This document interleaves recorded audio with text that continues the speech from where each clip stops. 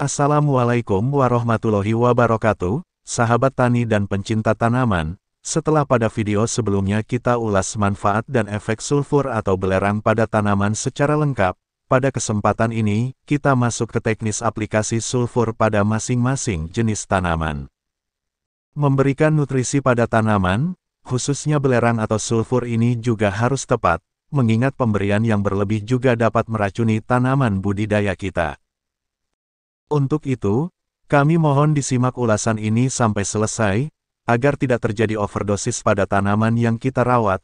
Kami mohon juga keikhlasan kawan-kawan untuk membantu agar channel ini bisa berbagi manfaat ke banyak orang, dengan cara pencet tombol like dan subscribe di bawah. Terima kasih, semoga menjadi keberkahan. Penting diketahui, bahwa hara sulfur atau belerang merupakan hara makro sekunder yang dibutuhkan tanaman.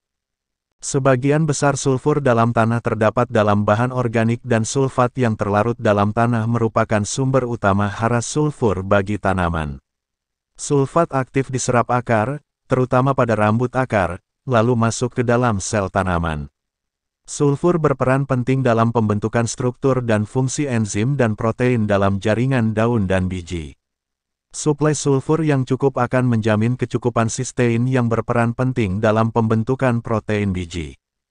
Kebutuhan sulfur yang tercukupi memicu pembentukan butir hijau pada daun saat berfotosintesis, juga membuat daunnya lebih berwarna hijau. Sehingga menghasilkan vitamin, lemak, gula, pati dan lain sebagainya. Juga dapat membantu meningkatkan daya tahan tanaman terhadap berbagai serangan jamur. Kekurangan sulfur akan menurunkan sintesis protein dan menyebabkan penggunaan nitrogen N rendah, serta mengurangi fiksasi N oleh tanaman legum, tanaman yang mempunyai kemampuannya mengikat fiksasi nitrogen langsung dari udara tidak melalui cairan tanah. Yang dimaksud fiksasi nitrogen ialah proses yang menggabungkan nitrogen bebas dengan unsur lain secara kimia yang disebut penambatan nitrogen.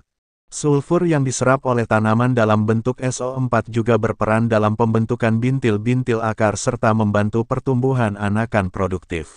Hasil penelitian yang dikutip dari Kementerian Pertanian, pada 30 contoh tanah yang diambil di Jawa, Lombok, dan Sulawesi Selatan menunjukkan bahwa, tanah sawah di Pulau Lombok dan Sulawesi Selatan perlu ditambah hara sulfur. Diperkirakan 60–70% lahan sawah di Sulawesi Selatan kahat hara sulfur.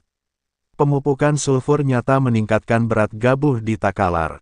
Hasil tertinggi 6,18 ton per hektar dicapai pada pemupukan sulfur 10 kg per hektar.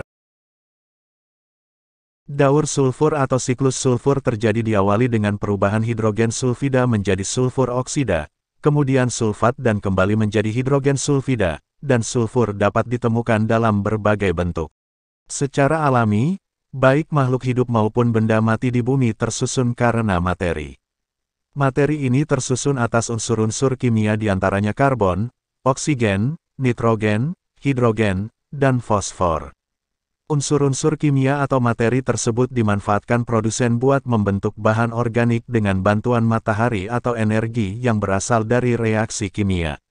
Siklus ini dikenal sebagai siklus biogeokimia, karena prosesnya menyangkut perpindahan komponen bukan jasad geo ke komponen jasad bio dan sebaliknya. Secara sederhana, setelah sampai di permukaan terestrial dan akuatik bumi, sulfur berada dalam bentuk sulfat. Sulfat kemudian diserap oleh tanaman. Tanaman kemudian dimakan oleh hewan dan manusia. Dalam proses makan-memakan tersebut, unsur sulfat terus berpindah dalam tubuh makhluk hidup. Selain melalui proses alam tersebut, sumber unsur hara sulfur dapat diperoleh pada pupuk kandang, sisa-sisa tanaman dan jasad renik yang telah lapuk, belerang, mineral magnesium sulfat, produk pupuk pabrikan, kapur gipsum, dan lain-lain.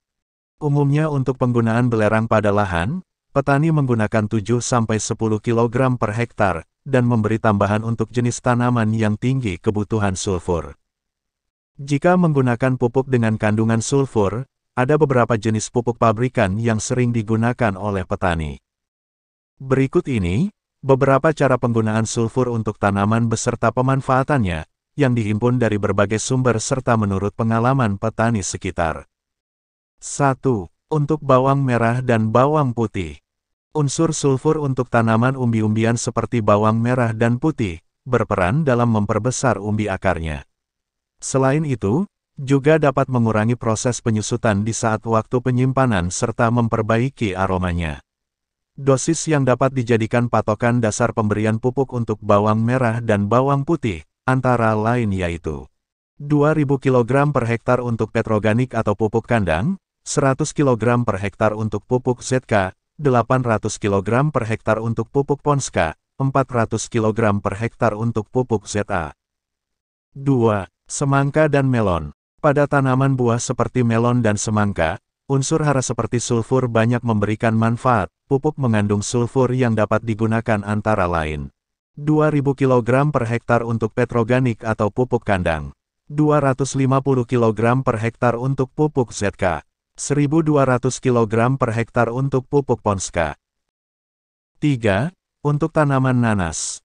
Pada tanaman nanas penggunaan dosis sulfur diperlukan, untuk mengantisipasi daya tahan pada buah nanas, pupuk yang dapat digunakan antara lain 2.000 kg per hektar untuk petroganik, 150 kg per hektar untuk pupuk ZK, 150 kg per hektar untuk Ponska, 100 kg per hektar untuk pupuk ZA. 4. Tanaman padi. Penggunaan pupuk yang mengandung sulfur untuk memperbanyak jumlah anakan pada tanaman padi, dan agar tanaman padi tersebut dapat dipanen maksimal, dapat memakai dosis sebagai berikut. 500 kg per hektar untuk petroganik, 100 kg per hektar untuk ZK, 300 kg per hektar untuk Ponska, 125 kg per hektar untuk ZA. 5. Pada tanaman tembakau. Unsur sulfur untuk tanaman tembakau sangat berguna dalam menjaga kelenturan daun, aroma yang unik dan bermanfaat memperbaiki warnanya. Untuk itu, diperlukan dosis penggunaan pupuk yang mengandung sulfur, antara lain sebagai berikut. 1.000 kg per hektar untuk petroganik, 100 kg per hektar untuk ZK, 300 kg per hektar untuk Ponska, 100 kg per hektar untuk ZA. 6. Tanaman tomat. Sayuran buah seperti tomat juga sangat memerlukan sulfur, guna menjaga metabolisme tumbuhan sehingga dapat terus berproduksi, dengan dosis pupuk diantaranya sebagai berikut. 2.000 kg per hektar untuk petroganik, 100 kg per hektar untuk ZK, 800 kg per hektar untuk Ponska, dan 200 kg per hektar untuk ZA.